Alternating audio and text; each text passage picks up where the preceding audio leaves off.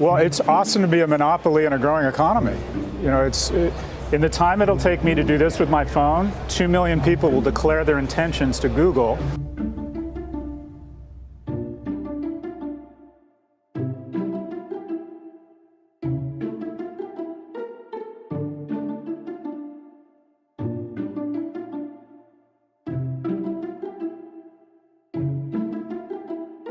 The results were really strong. It was actually Google's strongest quarter probably in a couple of years. The thing that was really interesting was the revenue growth has been on a good trajectory, and they grew revenue 26% this quarter, so that was solid.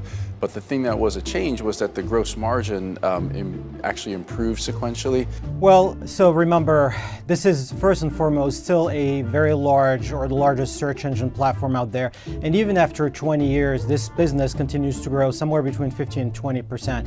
The investments you're talking about are not only fueling continued growth in core, but also allowing them to move into tangential areas like YouTube. It's really not tangential anymore since the acquisition, but clearly that has become a major fuel for growth, and that's why their overall growth is well north of 20%. You look at other revenues and it's grown, I think, around 36-37% year over year, which is very impressive.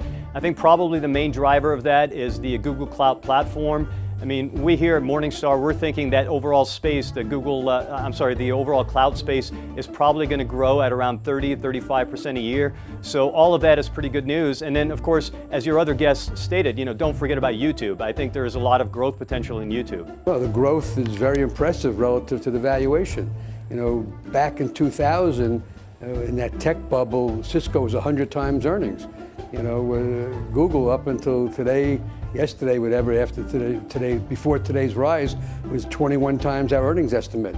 And considering growth that they're achieving, it's very reasonably priced. What I really loved about this quarter was we finally got the rationale of why you like this stock. And Sundar Pichai really, he said some stuff that I think, I gotta just read this one thing. On the call, he goes, "We want Google to be the source you think of when you run into a problem." If I'm a young engineer and I'm looking at what's hot, Google's looking pretty good vis-a-vis Alphabet or vis-a-vis Facebook or some of these other companies.